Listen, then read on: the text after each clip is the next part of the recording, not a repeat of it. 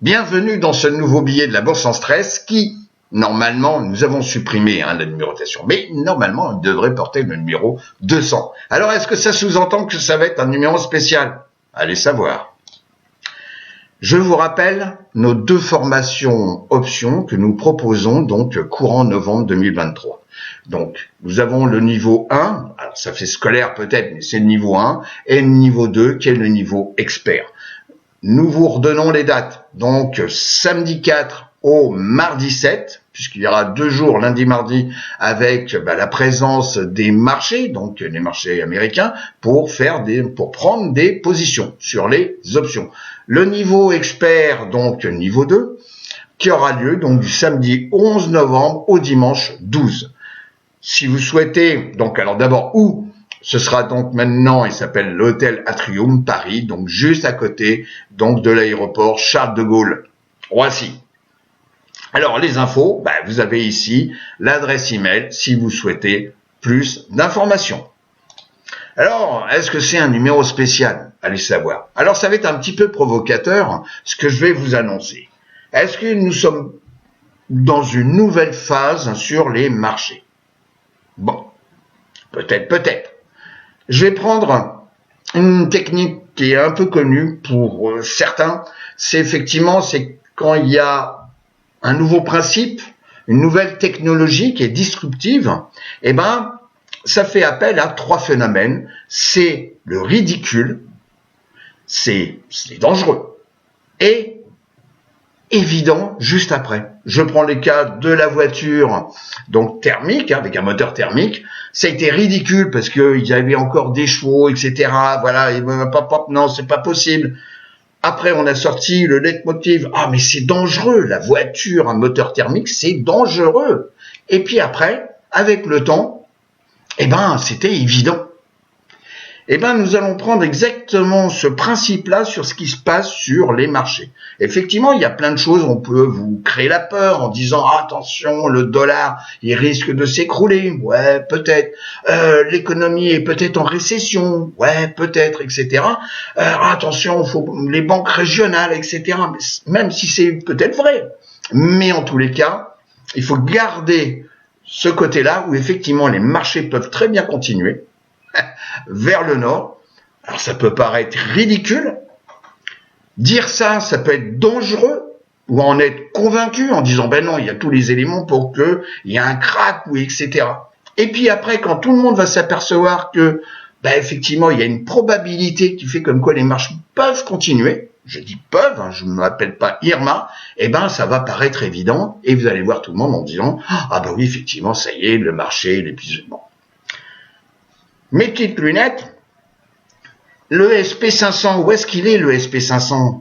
On est à j'arrondis, on est à 4205 points. On est au-dessus de la moyenne mobile 50 jours, et celle-ci est au-dessus de la 200. Bon. Le Nasdaq 100, oui, le Nasdaq 100 a profité de beaucoup d'investisseurs, d'argent et de l'intelligence artificielle, qui est maintenant l'accroche, tout le monde en parle maintenant. Bon, est-ce que c'est une bonne chose d'y aller? En tous les cas, beaucoup en parlent. Le Nasdaq 100, 14 298 points, au-dessus de la moyenne mobile 50D, et celle-ci est au-dessus de la 200D. Alors, si c'est pas du bullish, je sais pas, voilà. Le pétrole, il est en léger reflux.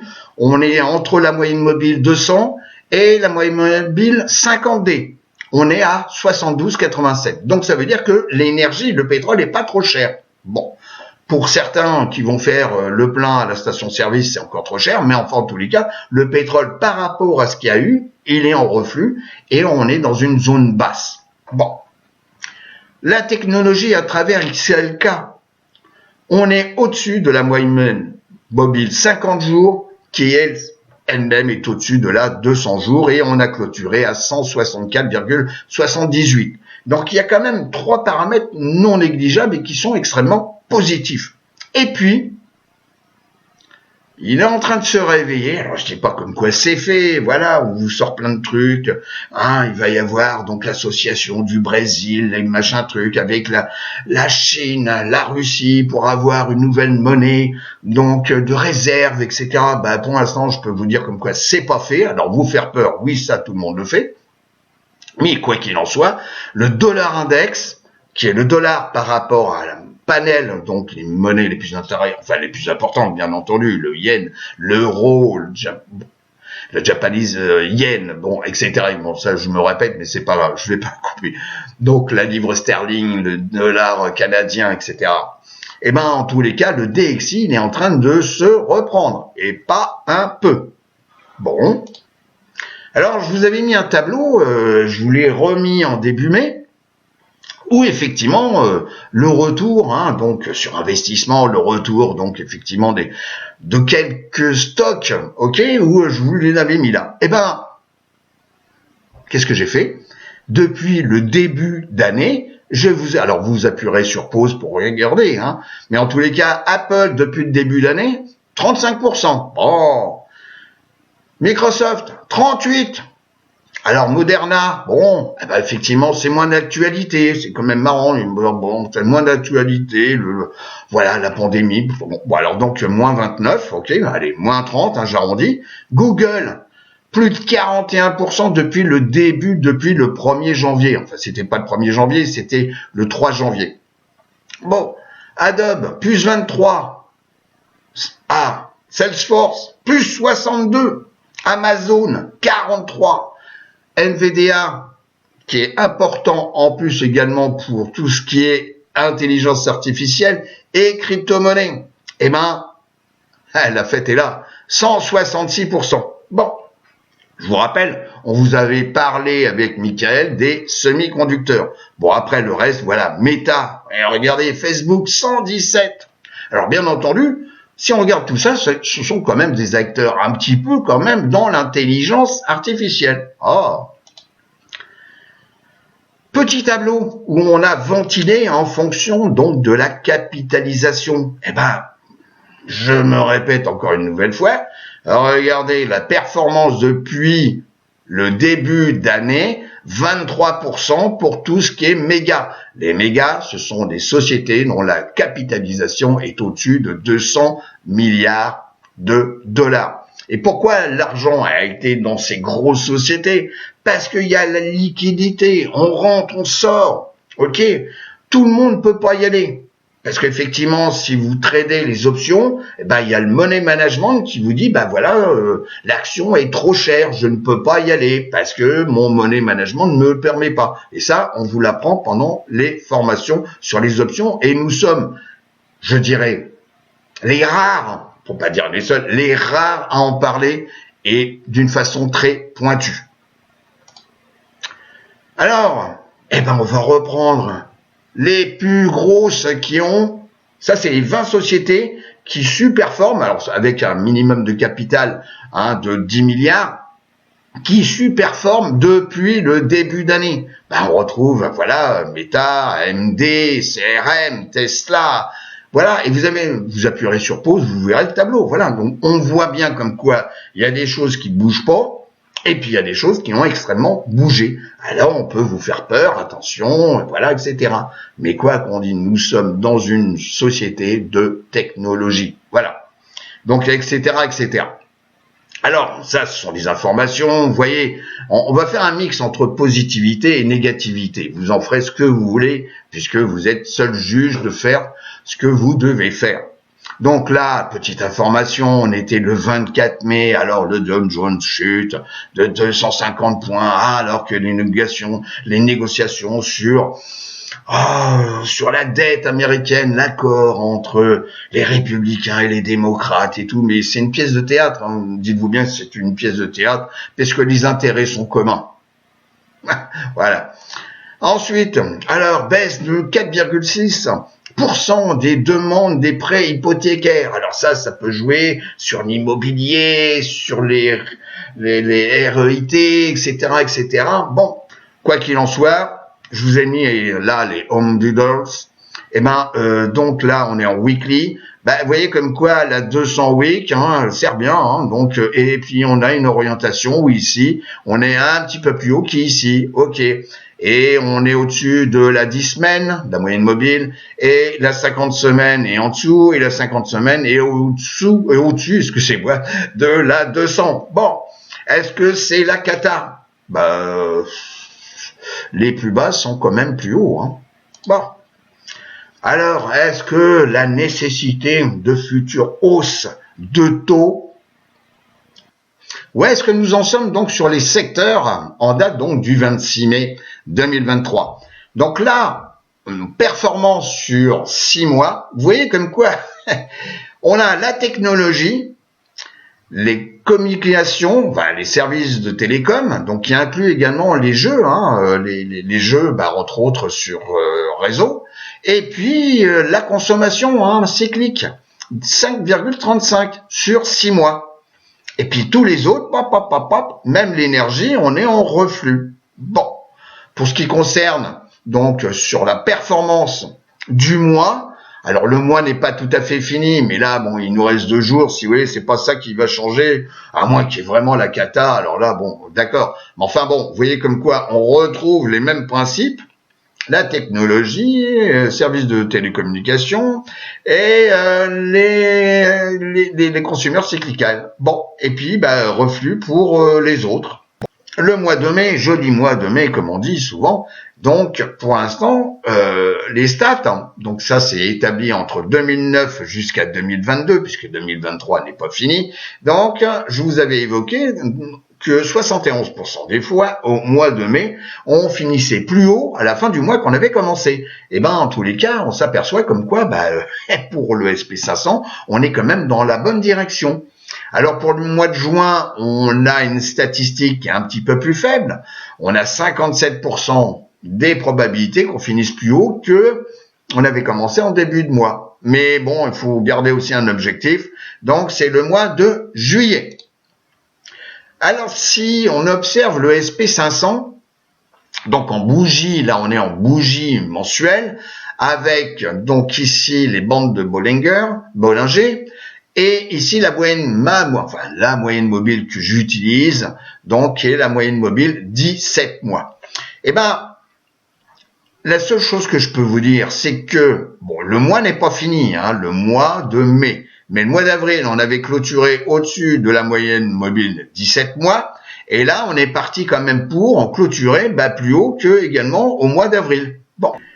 Alors, le put-call ratio en termes d'equities, la seule chose qu'on peut ici voir, c'est que on se précipite pas trop sur l'achat des puts.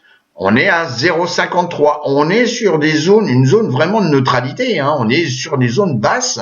Et ce qui veut dire comme quoi on favorise pas l'achat de puts pour protéger soit des stocks, soit des portefeuilles. Alors, est-ce que il faut continuer à colporter la peur, le doute?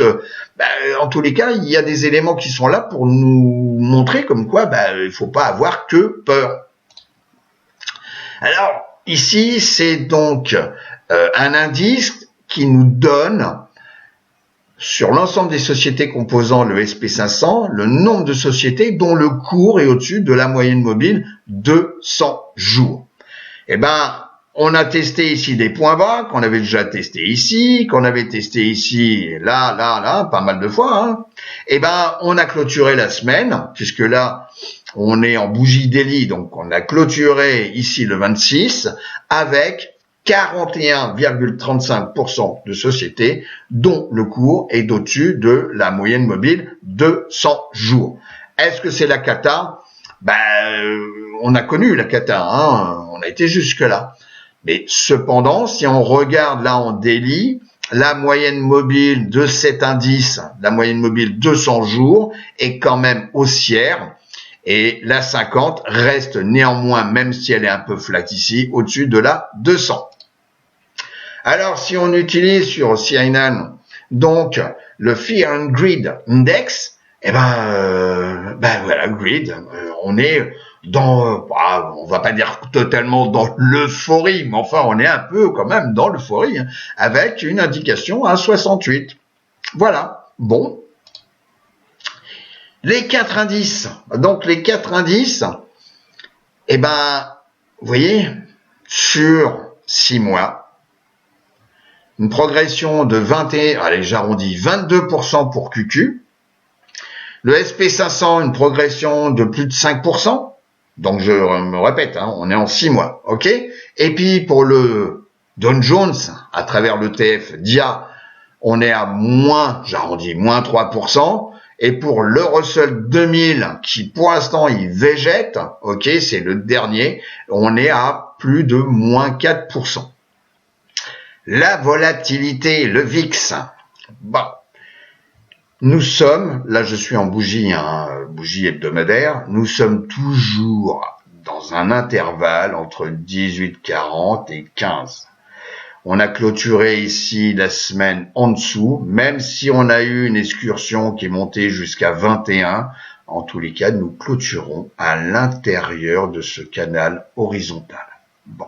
Le SP500 en bougie hebdomadaire, hein, avec une vision en logarithmique. Nous avons quitté ici, hein, ce drapeau baissier après une longue étape haussière. On l'a quitté et nous sommes en train de clôturer sur des niveaux plus hauts que ce que nous avons clôturé ici, ici et ici. Nous avons clôturé ici à 4205 points. Est-ce que nous allons combler ici le gap en hebdomadaire que nous avions eu? Oui, certainement. Est-ce que nous allons tester les 4318 points? Oui, ça c'est certain. Nous sommes au-dessus de la 50, enfin la 10 semaines. La 10 semaines est au-dessus de la 50 semaines. Et la 200 semaines est toujours dans une tendance haussière. Le Nasdaq 100. Le Nasdaq 100, bah, même chose, hein, je suis toujours en logarithmique, en bougie hebdomadaire. La 200 semaines a joué son rôle. Nous étions là aussi dans un drapeau canal baissier après une longue séance de hausse. Et puis là, bah, on a clôturé sur un plus haut quand même de largement 2023, mais également donc de août. Et on se rapproche donc d'un plus haut historique d'un an. Excusez-moi, pas historique. Un plus haut d'un an. Bon, ok. Alors, est-ce que nous allons tester ici les 15 100 points? Oui, il est probable. Le Dow Jones industriel, donc toujours en hebdomadaire, en logarithmique.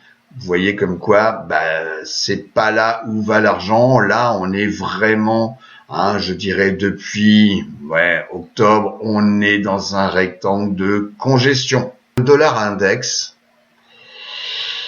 Ici, on a eu un reflux, donc ici avec un point bas en janvier 2023.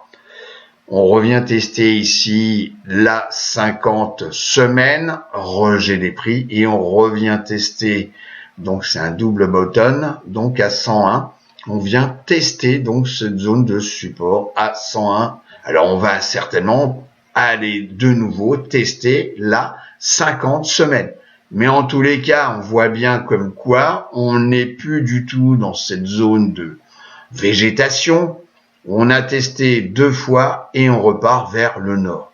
Est-ce que le dollar va reprendre de la vigueur par rapport à d'autres monnaies? Bah, il suffit de regarder déjà pour puisque vous êtes concerné. Donc l'euro par rapport à l'US dollar. Je vous rappelle que d'un point de vue trend très long terme, nous sommes dans un canal baissier. Je l'ai déjà évoqué tout ça, hein, dans un canal baissier de long terme. Alors de temps en temps, on est venu tester la partie supérieure donc de ce canal haussier. On l'a réintégré, on reteste, pof, on était descendu ici à 0,95, j'arrondis, puis hop, on reteste donc de nouveau. Mais là, on est parti certainement pour retester soit les 1,05, soit où se situe ici la moyenne mobile 50 semaines aux alentours des 1,044. Bon. On en parle, et ben on va le voir. Donc c'est un indice. C'est l'indice donc de l'intelligence artificielle. Voilà. Et ben qui nous fait, je suis toujours en bougie, toujours bougie hebdomadaire. Et ben on était venu tester ici en octobre 22 un point bas qui avait déjà été testé ici, et ici donc réaction. On a cassé à la hausse donc la moyenne mobile 10 semaines, on a cassé à la hausse la 50 semaines, et puis la 200 semaines. Bon, c'est un indice qui est jeune, donc là ici la 200, bon, elle a pas beaucoup de valeur, mais quoi qu'il en soit, on est quand même au-dessus. Et on a testé ici donc un plus haut depuis un temps certain. Donc ici, depuis août 2022, et on revient tester des valeurs vues en juin 2022. Bon. Et l'intelligence artificielle, c'est quand même le moteur, puisqu'on voit Google, Amazon, tout le monde est là-dessus, Microsoft et tout, etc. Et c'est ce qui tire quand même le Nasdaq 100, ok, le secteur de la technologie, et tout le monde est dessus. Voilà. Je pense que l'intelligence artificielle, c'est un peu l'histoire de la voiture que je vous ai dit tout à l'heure, la voiture moteur thermique. On est en pleine révolution. Donc, est-ce que c'est ridicule, dangereux, évident? Posez-vous la question.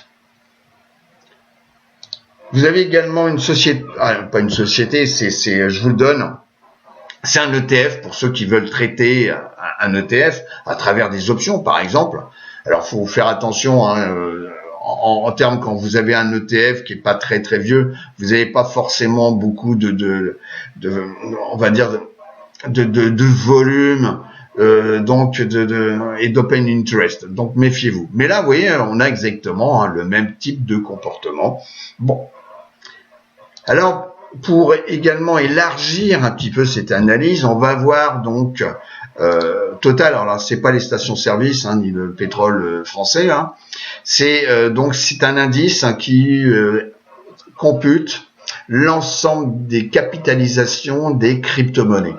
Alors je vous rappelle que le point haut avait été 3 000 milliards de dollars de capitalisation. On était retombé donc aux alentours des 700 donc milliards de dollars. Puisque vous avez un B ici, c'est milliards de dollars. Et en tous les cas, on voit bien que ici la moyenne mobile pour cet indicateur, la moyenne mobile 200, alors c'est lourd, 200 semaines, soit, mais elle est haussière.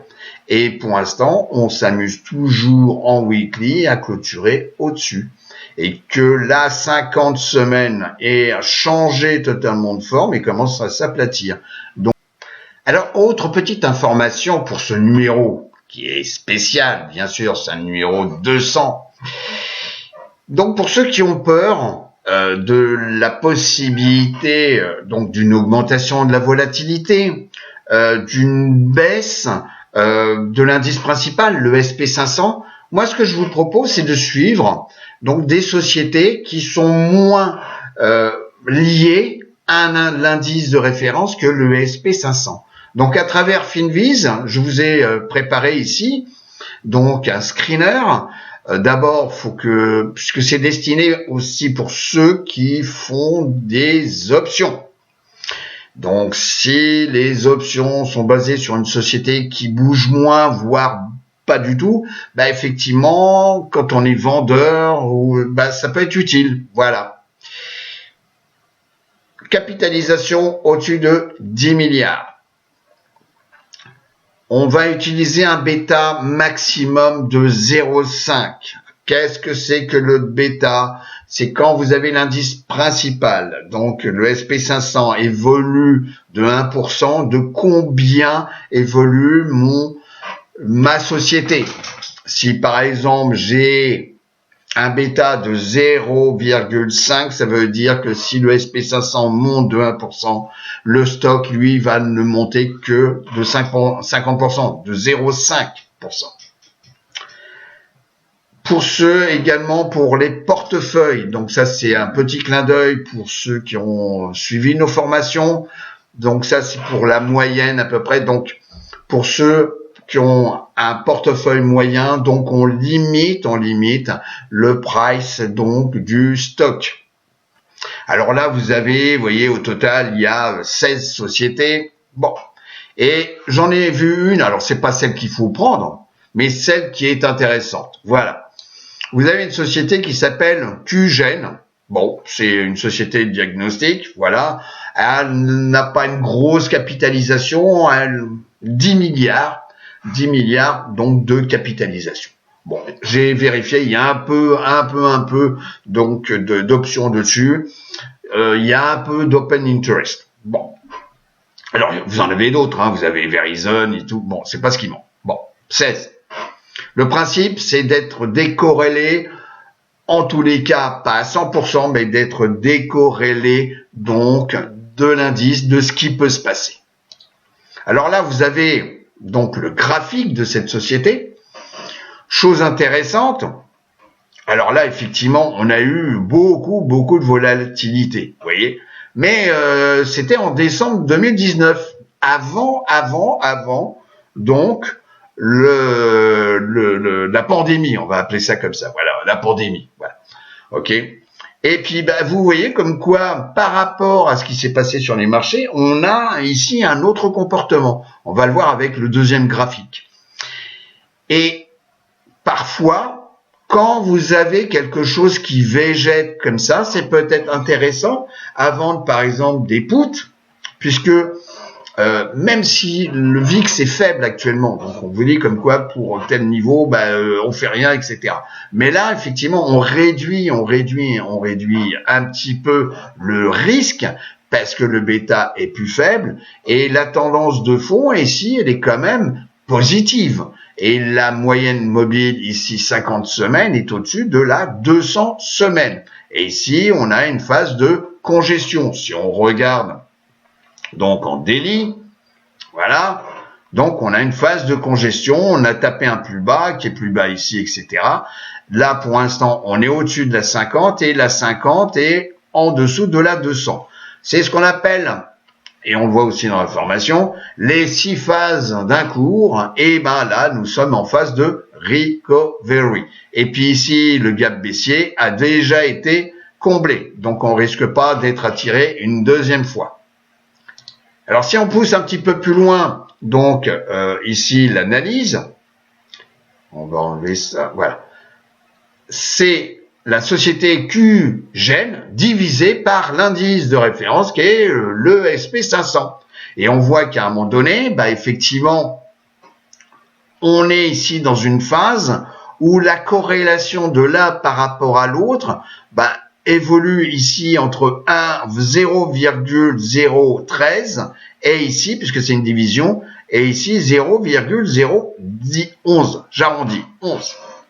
Mais par contre, il y a des phases, puisque je suis toujours en bougie hebdomadaire, il y a des phases où parfois la société réagit plus que l'indice. Là, on voit bien, par exemple en 2020, là, on était à l'opposé, donc il fallait peut-être profiter. On a eu une belle progression. Alors effectivement, la société ici en daily, j'utilise ça comme un exemple. On a beaucoup de gap haussiers. Bon, vu la capitalisation, c'est un peu normal et tout, mais c'est pour vous montrer, en tous les cas, le principe. Il y a peut-être d'autres sociétés. Il suffisait peut-être d'augmenter ici, pour ceux qui le peuvent, donc le price pour trouver d'autres sociétés. Mais le but, c'est vous montrer le principe, c'est d'être sur une société qui est décorrélée de l'indice. Voilà. Je vais donc vous souhaiter une très bonne semaine donc de trading et je vous dis à très bientôt. Au revoir les amis.